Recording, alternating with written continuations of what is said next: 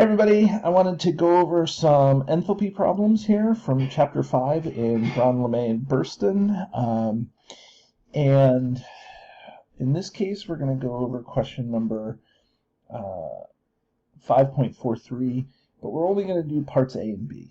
Okay, C and D, I guess you could do and look up the answer in the back of the book. But as soon as we get through B, B is kind of the last. Everything else is still kind of just stoichiometry problems, converting and things like that. So we're just going to do parts A and B here. Okay, so let me take a minute, and I'm going to take this, and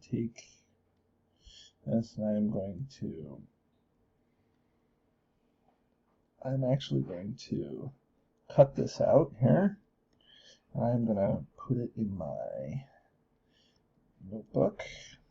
Okay, so we want to know if this reaction is endothermic, exothermic, or endothermic. Okay, well, this is kind of neat because it allows us to kind of review what the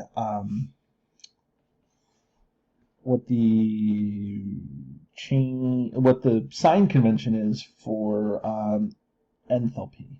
So for delta H, when we have a negative delta H, that means the reaction is exothermic. Okay? We have a positive delta H, the reaction is endothermic. Okay? And just to kind of keep in mind that exothermic reactions are the ones that are kind of favorable. They're the ones that are more likely to happen. Favorable. Okay.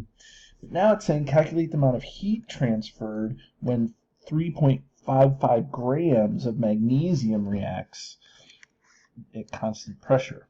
Okay. Well, this tells us that we have negative 1204 kilojoules reacting whenever this whole reaction is happening. So we're looking at magnesium, and so the unit that we kind of use is per mole of reaction, right? And every time we do this sort of problem, I like to do what I call the X line, okay? We want to go from moles of reaction to grams of magnesium. So that's really just an X line. For every one reaction, okay, this is one reaction. We're not multiplying it by 2 or anything like this. Okay, for every one reaction, how many moles of magnesium do we get? 2 moles of magnesium. Okay, so now, 2 moles of magnesium.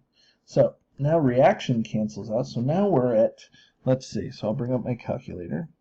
So what we have is negative 1204 divided by 2. And so what we get if we do the math is negative 602 kilojoules for every 1 mole of magnesium, right? This is for when 2 moles of magnesium react, so half of that is going to be for when 1 mole. But we don't want 1 mole, now we want to go to grams, okay? So again, we're going to use the X line, okay? For every 1 mole of magnesium, that is 24.30,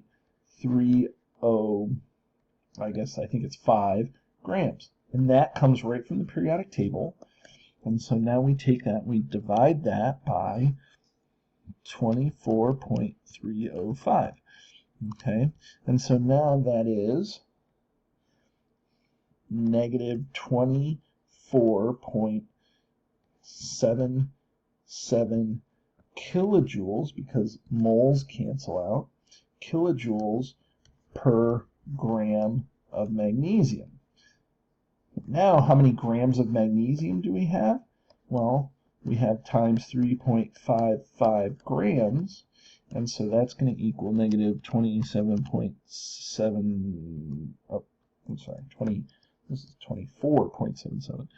So we're going to take that, we're going to multiply, so that answer times 3.55, and we get that the answer, we end up with negative 87.93 kilojoules of energy is released when 3.55 grams of magnesium is reacted.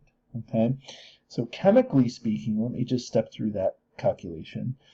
Here, because every reaction has 2 moles of magnesium, so for 1 mole of magnesium, it's going to be half of this amount, so that's where we got the 602. Now, every 1 mole of magnesium has 24 grams, so 1/24th of 602 is what we have here, and that's per gram, but we don't have 1 gram, we have 3.55. That's where we have to multiply by 3.55. So the numbers kind of make sense chemically, and I hope they make sense both chemically and mathematically. Okay, so that is question 5.43.